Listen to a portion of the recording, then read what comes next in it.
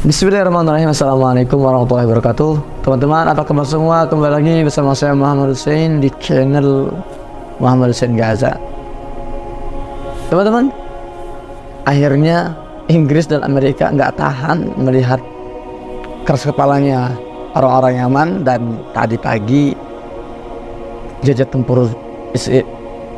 tempur Inggris dan Amerika akhirnya membombardir sejumlah wilayah Yaman di Son'a.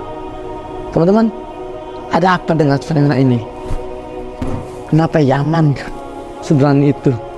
Jadi sebetulnya teman-teman, kalau kita lihat konstelasi peperangan dan konflik yang terjadi beberapa hari terakhir ini semakin jelas mengarah kepada nubuat Nabi Muhammad SAW yang sudah disampaikan 14 abad yang lalu.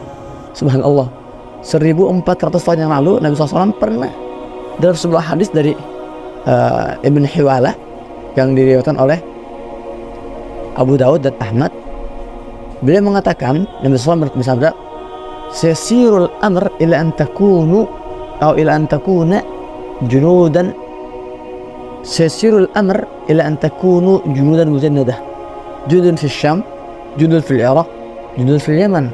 Faqala, "Khir li ya Rasulullah, inna raqul dzalik." Qala, "Alaikum bisyam fa innahu safatu biladillah yaskunu akhiratu min khalqih." Aw fi ma'na. Nabi SAW pernah bersabda dalam 14 abad yang lalu, bayangkan coba. Jadi semua hal yang terjadi di hari ini sudah pernah dibahas oleh Nabi SAW akan terjadi. Hadis tadi kalau saya terjemahin, akan tiba satu masa, kata Nabi SAW, kalian ini akan menjadi beberapa pasukan. Nah, kata Nabi, pasukan di Syam, pasukan di Yaman, pasukan di Irak. Kalau kita bicara pasukan di Syam ini artinya Syam, wilayah Palestina dan sekitarnya. Lebanon itu masih termasuk Syam, Suriah itu termasuk Syam, Yordania termasuk Syam. Dan hari ini kita semua disaksikan, ya, kita semua dipertontonkan. Memang sekarang di antara pasukan yang bergerak selain Gaza, selain Lebanon, ini adalah Yaman dan Irak. Yaman ini bergerak dengan melakukan berbagai aksi blokade lautnya. Kita lihat, subhanallah, Yaman ini bukan sebuah negara kaya loh, dan bukan juga negara yang kuat militernya. Jadi apa gunanya kita punya tentara yang kuat tapi nggak ada keberanian? Yaman sebetulnya nggak kuat-kuat banget, tapi mereka berani luar biasa. Dan itu mereka berhasil loh memberikan pukulan untuk Zionis dengan mereka memblokade laut milik mereka, itu laut kekuasaan mereka. Itu mereka telah membuat Zionis Israel dan Amerika kerugian puluhan miliar dolar. Nah, itu di Yaman. Ada juga di Irak. Sama di Irak juga, ketika Gaza ini dibombardir, mereka langsung bergerak juga. Mereka menghantam pangkalan-pangkalan militer Amerika ada di Irak. Kok Amerika yang jadi hantaman, yang jadi target? Karena emang kita semua melihat, kita semua menyaksikan, memang pembantaian Al-Gojonya hari ini Israel itu orang Zionis Al-Gojonya. Meskipun ada beberapa orang Amerika di situ juga, ada beberapa tentara Amerika dan Inggris dan beberapa negara Eropa ada, tapi mayoritas itu orang Zionis. Nah, sementara donaturnya, promotornya, otaknya itu Amerika. Jadi sebetulnya kalau kita mau menghentikan serangan-serangan Zionis ke Palestina, itu Amerika itu yang harus kita benahi itu. Dan itu yang difahami oleh orang-orang Irak. Makanya orang-orang Irak ini mereka nggak segan, mereka menghantam, menekan Amerika dengan melakukan serangan-serangan ke kedutaan besar atau ke pangkalan militer Amerika di Irak. Begitu juga di Yaman.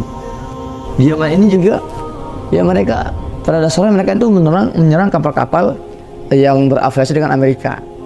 Yang tidak hanya di blokade tapi juga diserang.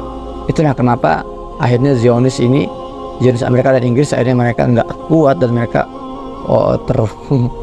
terpancing. Akhirnya ratusan misil pesawat tempur Amerika dan Inggris itu membombardir wilayah Yaman. Dan uniknya, keputusan Joe Biden, keputusan Amerika yang menyerang Yaman ini sembrono sekali, karena ternyata mereka tidak menunggu keputusan Kongres Amerika.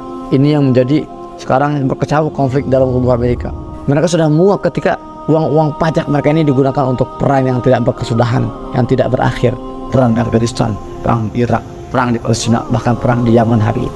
Semakin Amerika ini brutal, sporadis melakukan serangan-serangan ke negara-negara Muslim, ke Palestina, ke Yaman, itu semakin mereka itu sedang sebetulnya menjatuhkan diri mereka ke dalam kubangan kehancuran. Jadi itu sudah tidak bisa dihindarkan. Makanya semakin mereka berambisi untuk menguasai dan menundukkan negara-negara Muslim, semakin mereka itu sebetulnya sedang menghancurkan diri sendiri. Ini ada sebuah suatu yang tidak bisa dielakkan ya. Jadi kita semua sepakat bahwa suka tidak suka dengan kata kita, Palestina pasti merdeka, umat Islam pasti kembali kepada kejayaannya. Tapi sekarang pertanyaannya adalah di mana posisi kita ketika itu terjadi.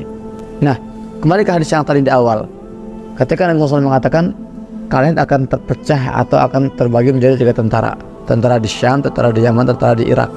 Nah, Ibn Hawalah ini seorang sahabat ini bertanya, Rasulullah, kalau saya hidup di masa itu, kalau saya merasakan langsung peristiwa di masa itu, saya harus gabung kemana? Saya harus gabung ke Syam kah, Yaman, atau ke Irak? Nah, dengan tegas beliau mengatakan, bersabda Rasulullah SAW, alaika bisyam fa inna sawatu biladillah, kalian gabungnya ke Syam. Kenapa? Karena Syam ini adalah negeri pilihan Allah, iskina akhiratuh min khalqih, yang Allah sengaja Allah desain untuk dihuni oleh hamba-hamba terbaiknya, bumi Syam. Nah ini teman-teman, ini juga jawaban buat kita semua. Hari ini kita melihat ada pasukan di Syam, pasukan di Yaman, pasukan di Irak. Kemana kita fokusnya? Kita ketika konteks ini, ketika kita bergabung, nggak mesti harus bergabung secara fisik, enggak. Tapi apa perjuangan kita, ya harta kita ini kemana kita fokuskan untuk perjalanannya? Ke Syam, di Palestina. Bukan berarti kita nggak bantu yang di Yaman, kita tetap bantu yang di Irak, kita tetap bantu. Tapi fokus kita adalah Syam. Karena kata Rasulullah SAW, ini adalah negeri pilihan Allah. Dan kita, ya, sebuah kehormatan kalau kita bisa meletakkan harta kita, memposisi tenaga kita, ya, memberikan kemampuan kita untuk bisa berkontribusi dalam perjuangan para pasukan Allah di bumi Syam, di Palestina. Masya Allah. Sekali lagi, jadi semua fenomena ini, semua peristiwa-peristiwa ini, ya, ini semua mengarah kepada apa? Pada hadis Rasulullah SAW. Dan ingat, dalam hadis lainnya Rasulullah SAW bersabda, tidak akan terjadi hari kiamat sebelum umat muslimin akan memerangi orang Yahudi dan kita akan menang. Ini sebuah kepastian. Sampai nanti orang Yahudi ini akan bersembunyi di balik pepohonan dan bebatuan. Pepohonan dan bebatuan akan bicara, wahai Allah yang muslim, ini Yahudi nama saya. Jadi buat kalian yang memiliki keyakinan bahwa hadis ini masih benar, maka ya udah, dari sekarang kita persiapkan diri kita. Kalau kita belum bisa bantu secara fisik, kita belum bisa kesana, kita kirimkan harta-harta terbaik kita untuk perjuangan di Palestina. Teman-teman, jangan biarkan isu ini tenggelam, jangan kasih kendor teman-teman. Ya, keseriusan kita diuji sekarang ini nih, ketika media-media Muslim sudah tidak lagi sudi memberitakan Palestina, sudah lelah membicarakan Palestina. Apakah kalian juga lelah? Apakah kita juga lelah? Semua kembali kepada sejauh mana kecintaan kita terhadap Baitul Maqdis. Karena selama ini cinta kita palsu, maka wajarlah kalau kalian nggak Allah. Tapi kalau memang kalian cinta kalian tidak palsu dan perjuangan kalian itu benar-benar original untuk Palestina, untuk Baitul Maqdis, maka tidak ada kata lelah, tidak ada kata lelah dalam kamus kita. Perjuangan kita harus terus berlanjut karena genocida itu belum berhenti. Ketika saat ini saya sedang berjuang dengan kata-kata saya, ketahuilah detik ini teman-teman saya di Gaza sedang dibombardir, sebagian sedang berjuang menghancurkan rakyat Gaza. Maka perjuangan kita di Indonesia sangat sederhana. Saya yang bikin konten, tugas kalian yang share ke grup WhatsApp, ke akun media sosial kalian, ya, agar suara Palestina terus dipermukaan dan tidak akan. Demikian, sampai jumpa di konten selanjutnya bersama saya Muhammad Hussein. Assalamualaikum warahmatullahi wabarakatuh.